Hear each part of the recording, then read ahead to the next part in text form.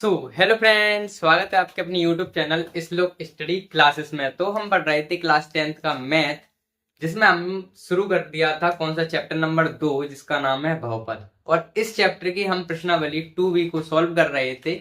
और हमने पिछली क्लास में एक से जो पिछली क्लासेस हमारी हो चुकी हैं उसमें 1 से लेकर 15 तक के प्रश्न हमने सॉल्व कर दिए।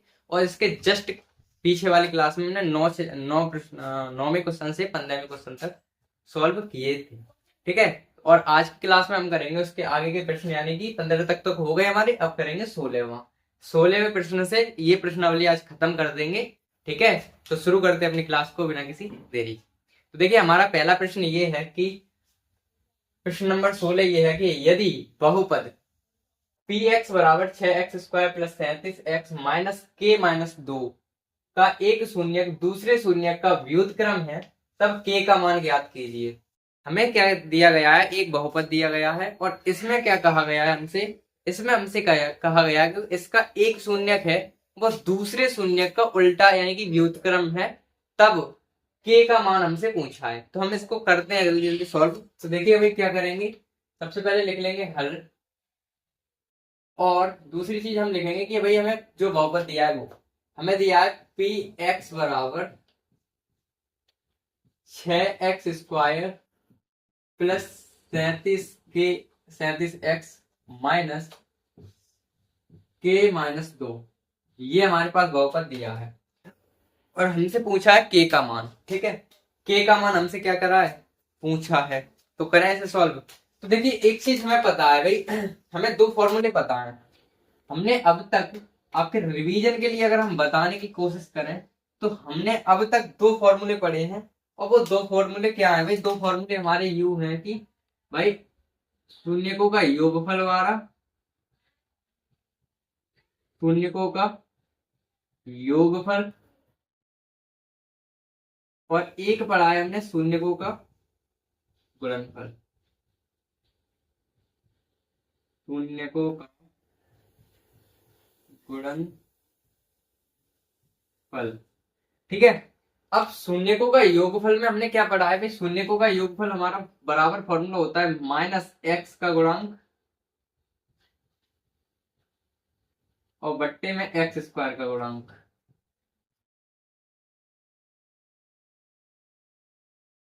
और अगर हम इसे शॉर्ट में लिखना चाहें तो हम इसे लिख सकते हैं भाई, x के गुणांक को हम b से करते हैं प्रदर्शित और x² गुणांक को a से, तो a/b। और यहाँ पे हम शून्य को गुणनफल में क्या करते हैं भाई, अचर पद बट्टे में x² का गुणांक। और इसे हम अगर उस शॉर्ट में लिखना चाहें तो अचर पद को हम c से करते हैं और इससे करते हैं a से। ये बात तो हमें पता चल गई ना।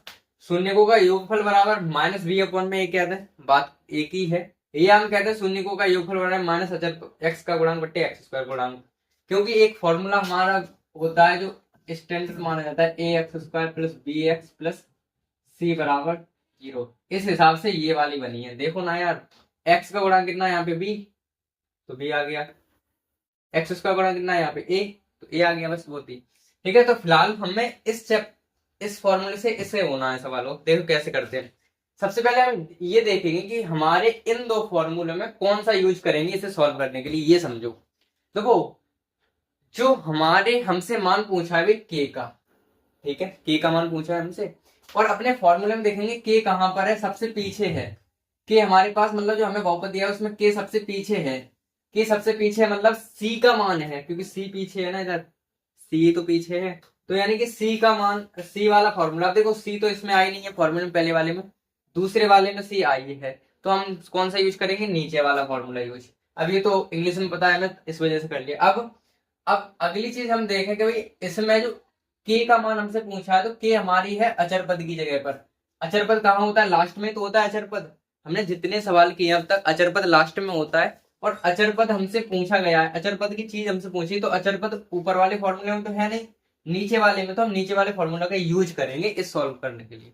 अगर बाई चांस अगर के हमारा यहाँ पर होता बी की जगह पे, तो हमारी पी ऊपर है, तो हम ये फॉर्मूला यूज करते। समझ में आया भाई? अगर के हमारी यहाँ पर होती, ये के यहाँ से यहाँ पे होती तो हम ऊपर वाला करते, के पीछे अचर पद की जगह पे, इस वजह से हम ये वाला करेंगे। दैट्स इट, ये वाला क्वेश्चन था। मतलब ये इसका कहें तो कॉन्सेप्ट था, हम क्यों यूज कर रहे हैं वो वाला। तो करते हैं यूज और क्वेश्चन सॉल्व कर लेते हैं बना जल्दी जल्दी।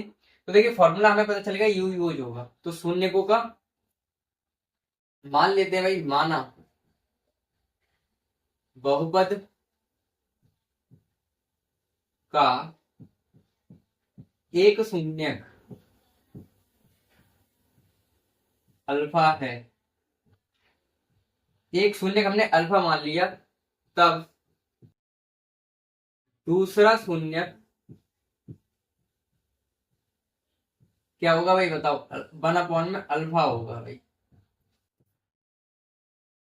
ठीक है, 1/में अल्फा होगा। क्यों होगा अल्फा? क्योंकि हमसे प्रश्न में कहा है भाई कि एक शून्यक दूसरे शून्यक का व्युत्क्रम है, और व्युत्क्रम का मतलब होता है कि किसी भी चीज को हम बट्टे में लेना तो व्युत्क्रम होता है। जैसे कि अगर 2 का व्युत्क्रम तो 1/2, 3 का व्युत्क्रम मतलब 1/3, 4 का व्युत्क्रम मतलब 1/4, ऐसी अल्फा का व्युत्क्रम 1/अल्फा, इस तरीके से, ठीक है।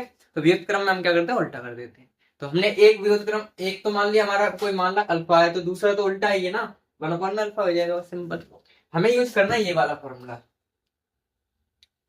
ये वाला फॉर्मूला हमें यूज करना है, ये वाला। तो ध्यान से देखिए, शून्यकों का गुणनफल, शून्यकों का गुणनफल मतलब इनका और इनका गुणनफल, अल्फा इंटू 1/में अल्फा बराबर अचरपद बट्टे में एक्स स्क्वायर का गुणांक।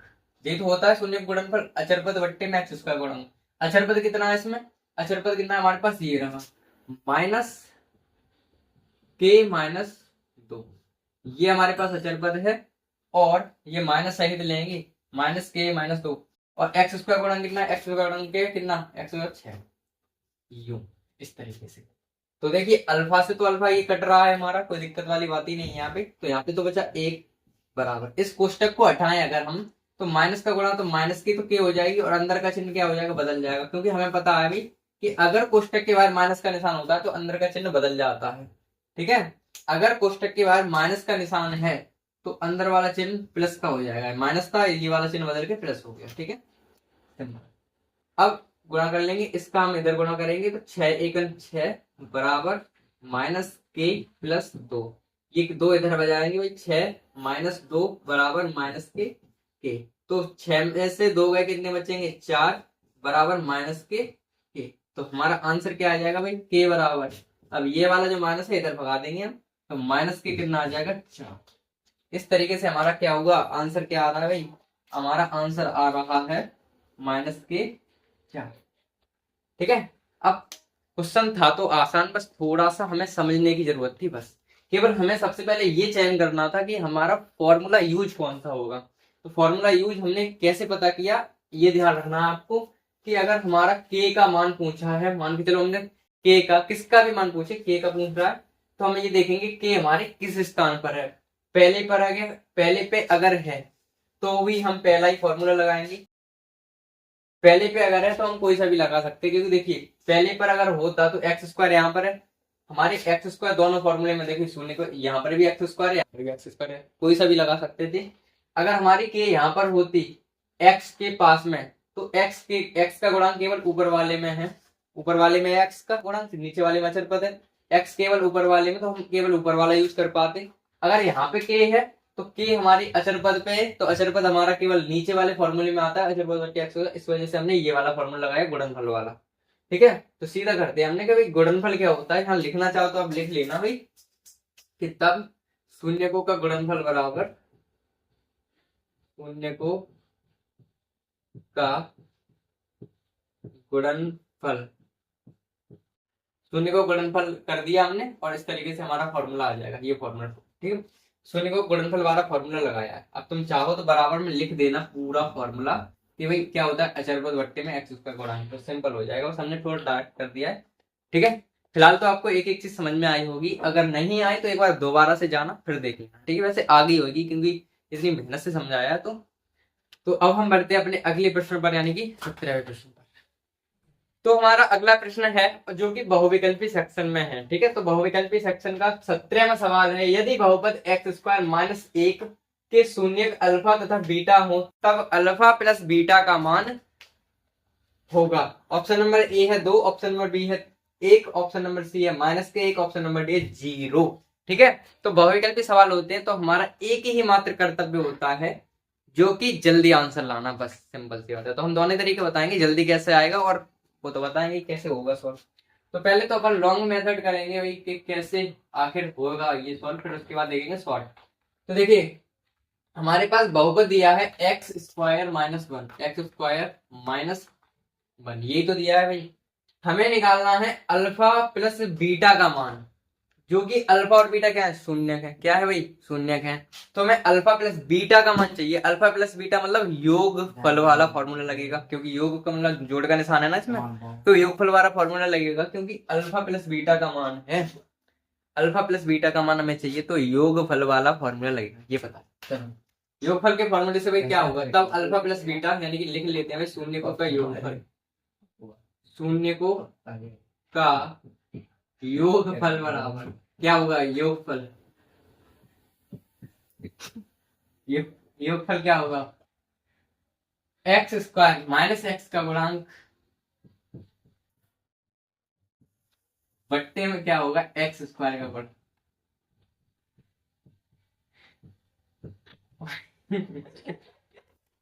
ऐसे ही बन रहा है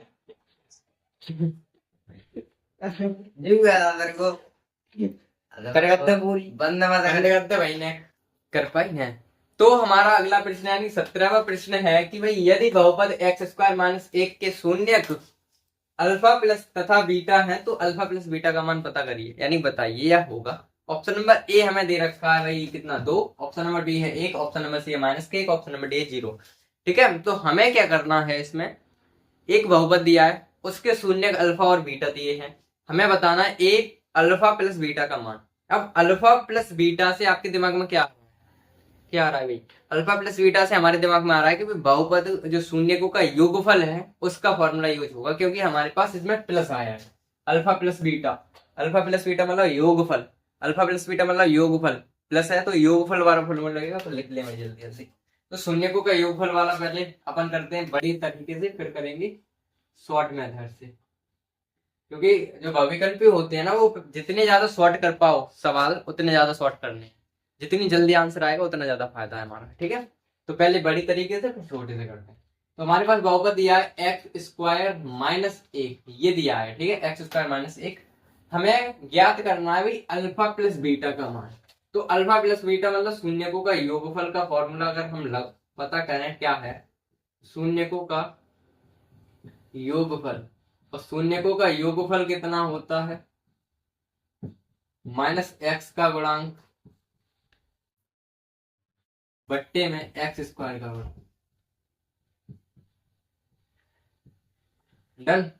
शून्यकों का योगफल मतलब शून्यक तो हमें दिया alpha plus beta, x minus तो माइनस, x का गुणांक कितना है, इसमें x का गुणांक है ही नहीं क्योंकि x है ही नहीं, तो x का गुणांक तो भाई 0, तो माइनस हटाओ भाई, 0 का मतलब 0, x का गुणांक हमारे पास 1 है, तो अल्फा प्लस बीटा का मान हमारे पास कितना आ रहा है 0, क्योंकि 1 का भाग 0 में दूंगा तो 0 आएगा। तो इसका आंसर कितना आया भाई हमारे पास, इसका आंसर हमारे पास आया अल्फा प्लस बीटा का मान पूछा था ना, अल्फा प्लस बीटा का मान, तो अल्फा प्लस बीटा का मान आया हमारे पास ऑप्शन नंबर कौन सा, डी। ऑप्शन नंबर कौन सा सही है हमारा, डी, जो 0 वाला जो है वो हमारा करेक्ट आंसर है। अब चाहे तो तुम इसको शॉर्ट कर सकते थे, क्योंकि हमें पता है डायरेक्टली दिमाग में कर सकते थे कि भाई शून्यकों का योगफल बराबर पूछा है, क्योंकि हमें यहाँ से पता चल रहा है ना शून्यकों का योगफल पूछा है, ये तो पता चल रहा है वहां से कि भाई अल्फा प्लस बीटा है तो शून्यकों का योगफल पूछा है। ठीक है, तो शून्यकों का योगफल क्या होता है सर, हम अपने दिमाग में सोचेंगे -x का गुणांक बटे x² गुणांक, तो इसमें देखेंगे भाई x तो है ही नहीं, जो हमें ऊपर चाहिए। अब जब ऊपर x नहीं है तो 0 होगी, फिर 0 होगी तो इसका आंसर 0 होगा। इस तरीके से हम डायरेक्ट भी कर सकते थे इसे। ठीक है, और चाहे तो इस तरीके से कर लो, कोई दिक्कत वाली बात। ठीक है, तो इसी तरीके से अब हम बढ़ते हैं अपने अगले प्रश्न पर। तो हमारा अगला प्रश्न यानी कि 18वां प्रश्न है कि भाई यदि बहुपद px बराबर 4x² - 3x - 7 के शून्यक अल्फा तथा बीटा हों तब 1/अल्फा प्लस 1/बीटा का मान होगा, मतलब बराबर होगा। ऑप्शन नंबर ए है हमारा 7/3, ऑप्शन नंबर बी माइनस के 7/3, और ऑप्शन नंबर सी है 3/7 और डी है -3/7। ठीक है, ऑप्शन तो जब पता चलेंगे जब हम सॉल्व करेंगे तब। तो सॉल्व करते हैं इस सवाल को भाई, यहाँ पे भी लिख लेते हैं हल। ठीक है, तो इस सवाल में हमें दो चीज की जरूरत पड़ेगी, एक शून्यकों का योगफल और शून्यकों का गुणनफल। तो हम जल्दी जल्दी निकाल लेते हैं भाई। शून्यकों का योगफल अब शॉर्ट में निकालेंगे, ठीक है अपन। शून्यकों का योगफल, शून्यकों का योगफल क्या, शून्यकों का योगफल क्या आ जाएगा, शून्यकों का योगफल क्या आ जाएगा, माइनस एक्स का गुणांक, फॉर्मूले में माइनस तो है पहले ही लगा लेते हैं, माइनस एक्स का, अच्छा वो लिख देते हैं आपके लिए भाई, 4x² माइनस 3x माइनस 7, ये है। तो देखिए माइनस एक्स का गुणांक, शून्यकों का योगफल का फॉर्मूला माइनस एक्स का गुणांक बट्टे में एक्स स्क्वायर गुणांक। तो माइनस एक्स का गुणांक, एक्स का गुणांक 3 है माइनस के, तो माइनस माइनस प्लस के 3 हो गया भाई। एक्स स्क्वायर का गुणांक 4 है तो 3/4 आ गया। तो अल्फा प्लस बीटा का मान कितना आ रहा है, 3/4। कोई समस्या इसमें, कोई समस्या नहीं है ना, क्योंकि हमारे पास डायरेक्ट कराया हुआ फॉर्मूला लिखा है। दूसरा हमारे पास निकालना है शून्यकों का योगफल, नहीं गुणनफल। शून्यकों का गुणनफल क्या होता है भाई, अचरपद बट्टे में एक्स स्क्वायर का गुणांक। तो अचरपद कितना है, माइनस के साथ, एक्स स्क्वायर का गुणांक कितना, 4। तो अल्फा इंटू बीटा का मान कितना आया हमारे पास, माइनस के 7/4। और दो की हमें जरूरत पड़ने वाली थी तो हमने दोनों निकाल लिए भाई। एक तो हमारे पास निकल के आया ये वाला, इसकी हमें जरूरत पड़ेगी अल्फा प्लस बीटा का मान, और एक हमें जरूरत पड़ेगी अल्फा माइनस, वो अल्फा इंटू बीटा की। अल्फा इंटू बीटा माइनस के 7/4 और अल्फा प्लस बीटा 3/4। इन दोनों मानों निकालने में कोई दिक्कत तो हुई नहीं होगी, क्योंकि ये सवाल कर चुके बहुत पहले। अब हमें निकालना है, अब हमें निकालना मान है किसका भाई, हमें निकालना है मान 1/अल्फा प्लस 1/बीटा, 1/अल्फा प्लस 1/बीटा, 1/अल्फा प्लस 1/बीटा का मान हमें निकालना। तो इसको सॉल्व कर लें, तो अल्फा बीटा एलसीएम कितना आएगा इसका, अल्फा का बीटा गुणा करेंगे तो अल्फा बीटा, बीटा को इधर गुणा करेंगे तो बीटा प्लस अल्फा के इधर गुणा करेंगे यानी कि अल्फा। ठीक है, ये तो होगा भाई। तो हम इसे इस तरीके से नहीं लिख सकते कि अल्फा आगे कर लें अल्फा प्लस बीटा, कोई समस्या वाली बात नहीं है ना। अल्फा बीटा लिखें या बीटा अल्फा प्लस बीटा लिखें या बीटा प्लस अल्फा लिखें, बात तो एक ही है ना, जोड़ तो सेम ही आएगा। अल्फा प्लस बीटा का मान हमें कितना दे रखा है, अल्फा प्लस बीटा का मान 3/4 है, बट्टे अल्फा इंटू बीटा का मान माइनस के 7/4 है।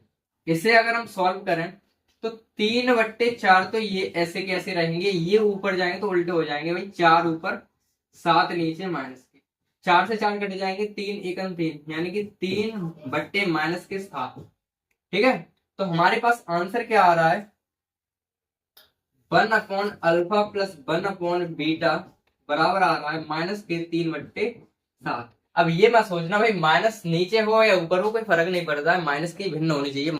ठीक है, तो ये बीच में भी हम लगा सकते हैं, ऊपर भी लगा सकते हैं, नीचे भी लगा सकते हैं। तो हमारा आंसर मैच कर लीजिए भाई, ये वाला आंसर कौन से ऑप्शन में है, माइनस के 3/7।